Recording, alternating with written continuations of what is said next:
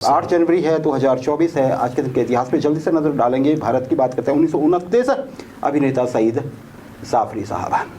Photo आप देख रहे हैं, क्या बात। इनके बारे में एक मजाक भी चलता है सोशल मीडिया पे कि ऐसे पिता थे कि जिनकी वो बड़े वो थे, पैसे वाले थे और उनकी बेटी को किसी गरीब लड़के से प्यार हो जाता है। यही रोल किया उन्होंने। लेकिन ये बहुत डाइवर्सिफाइड और बहुत बहुत बड़े अभिनेता थे। देखिए, एक तो इंडियन ब्रिटिश थे, ब्रिटिश की नागरिकता थी इनके पास, फिर भी हिंदी फिल्मों में काम करना चाहते थे, जबकि इनका हॉलीवुड में और ब्रिटिश मूवीज में सिक्का चलता था।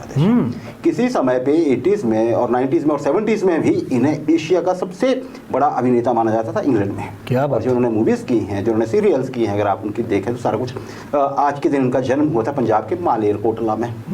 क्या बात। उसके बाद ये पूरी दुनिया घूमे और अमेरिका में इन्होंने कोर्सेज किए ड्रामा के, कहीं इंग्लैंड में बस गए आके, वहाँ पे बहुत कुछ किया उन्होंने। वैसे कियारा आडवाणी जो हैं वो उनकी ग्रैंड नीस हैं। क्या बात जी, सईद जाफरी साहब और जावेद जाफरी या फिर है ना जी, उनसे इनका कोई लेना देना नहीं है। कई बार होता है ना, उनसे नहीं है, कियारा आडवाणी से है। अच्छा जी, आगे 1942 ब्रिटिश थियोरेटिकल फिजिस्ट।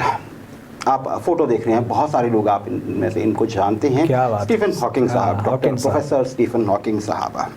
आज के दिन उनका जन्म हुआ ऑक्सफोर्ड में, जहाँ पे दुनिया का सबसे पुराना विश्वविद्यालय में से एक ऑक्सफोर्ड है, यूनिवर्सिटी। वहीं से इनकी शिक्षा भी हुई राजेश, काफ़ी सारी इनकी। इन्होंने देखिए इनका योगदान हम जानते हैं पहले तो कि इनकी मृत्यु हो चुकी है 14 मार्च 2018 में।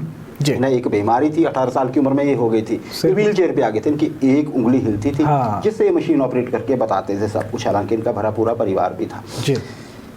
इन्होंने आज के दिन क्या किया, theory of exploding black holes सामने रखी ना। आज के दिन का जन्म हुआ था 1942 में, पर ये जाने किस लिए जाते हैं, theory of exploding black holes. अब मैं आपको थोड़ा सा बताऊंगा उसके बारे में, इसमें होता क्या राजेश।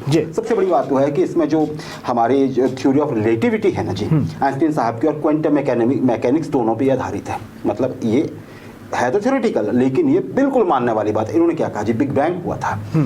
उसके बाद उन्होंने कहा कि जैसे जैसे ब्लैक होल कैसे बनता है, सबसे बड़ी बात तो इस पे आ जाते हैं हम। बड़ा ज़्यादा में गहराई में चला गया तो फिर मज़ा बहुत आता है वहाँ पे, लेकिन समय नहीं रहता है। राजेश, ब्लैक होल के बारे में उन्होंने बताया कि ये बनता कैसे है और ये होता।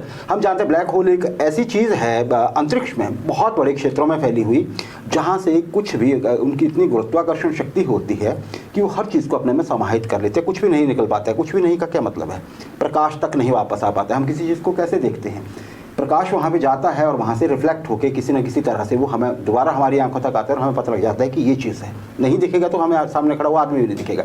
ये प्रकाश को भी अंदर ले लेते, फिर कैसे पता लगता है, फिर तो महसूस ही होता है जी यहाँ से प्रकाश पार ही नहीं हो पा रहा है, वहाँ होना चाहिए तो ब्लैक होल है। इन्होंने बताया जिस ब्लैक होल की भी बड़ी अच्छी चीज़ है। ब्लैक होल तब बनता है जब किसी बड़े तारे को जो है वो उसकी जो उसका ईंधन होता है वो खत्म होता जाता है, तारा टूटता जाता है और सिकुड़ जाता है। और एक ऐसा समय आता है जब उसका सिर्फ घनत्व बचता है, बाकी मास गायब हो जाता है। मतलब वो दिखेगा नहीं लेकिन वो होगा बिल्कुल। अब वो कितना बड़ा तारा, कहने को तो हमारे सौरमंडल में सूर्य है ना जी, तारा एक तारा है ना। क्या सूरज कभी ब्लैक होल बनेगा जब इसकी उम्र पूरी हो जाएगी? ना, नहीं बन सकता। क्यों?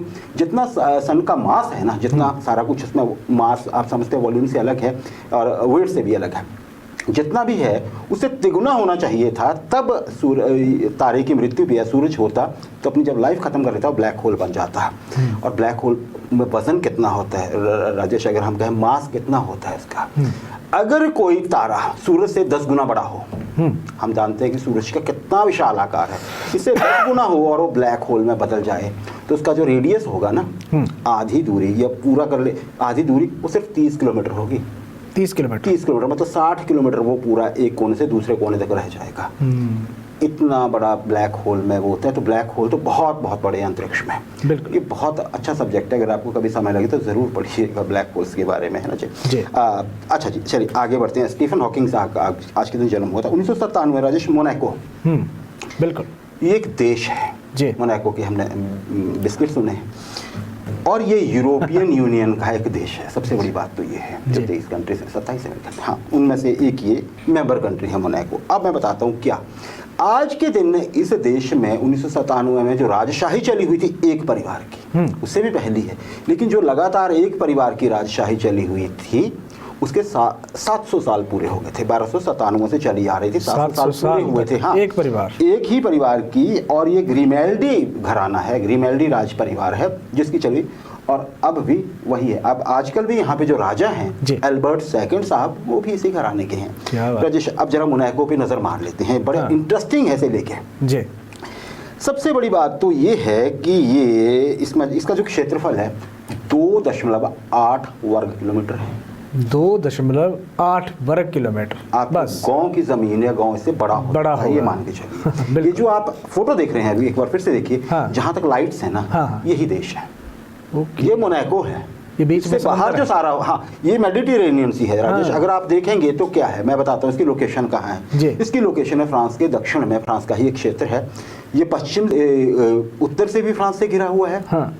आप ये कहिए कि पश्चिम से भी, जहाँ से 8 किलोमीटर दूर सिर्फ इटली की बाउंड्री है, दक्षिण से भी और पूर्व से भी ये फ्रांस से घिरा हुआ है, और सामने है इसके मेडिटेरेनियन सी। क्या अगर आप देखेंगे कि अफ्रीका की तरफ से आप खड़े होकर मेडिटेरेनियन की देखेंगे तो बिल्कुल उत्तर की तरफ में जो है ये एरिया है 2.8 वर्ग किलोमीटर। इसकी पता है बाउंड्री लाइन कितनी है राजेश? 5.47 किलोमीटर ये इसकी बाउंड्री है। यहाँ की पुलिस जो है, आज पुलिस पे मैं बाद में आता हूँ राजेश। अब देखिए यहाँ पे जनसंख्या कितनी है, 39,050 पीपल रहते हैं यहाँ पे। 39,050 लोग यहाँ के निवासी हैं। ये अलग बात है कि फ्रांस और इटली से यहाँ पे लगभग 47,000 लोग काम करने आते हैं, रात को वापस चले जाते हैं। आप देख सकते हैं कि रहेंगे कहाँ। यहाँ की आबादी से ज्यादा। हाँ, घनत्व कितना है राजेश? अब 2 इतना है। हाँ, तो हर वर्ग किलोमीटर में यहाँ पे 18,777 लोग रहते हैं। दुनिया में सबसे ज्यादा घनत्व है ये इस देश में, मोनाको में। अभी और देखिए आप, 2015 में जो जीडीपी थी इसकी, पीपीपी है ना जी, वो थी 7.672 अरब डॉलर। चलिए काफ़ी कम है, 159वें नंबर पे आती है। लेकिन अगर आप इसको पर कैपिटा देखेंगे, 1,15,700 US डॉलर। 2015 की मैं बात कर रहा हूँ। एक आदमी की इतनी कमाई जो दुनिया में दूसरे नंबर पर सबसे अधिक है। क्या बात, आपको मैं मोनाको देश की बात कर रहा हूँ राजेश। इसमें देखिए ज़मीन की कीमत 2012 में जो आंकड़े हमारे पास उपलब्ध हैं, 1 वर्ग मीटर अगर आपको ज़मीन लेनी होगी यहाँ पे, जो कि नहीं है ज़मीन, मतलब आप फ्लोर एरिया मानिए यहाँ पे। ज़मीन तो है नहीं, छोटा सा पार्क बनाने के लिए इनके पसीने निकल गए थे पिछले दिनों। 53,398 US डॉलर्स में 1 वर्ग मीटर जगह उपलब्ध है यहाँ पे।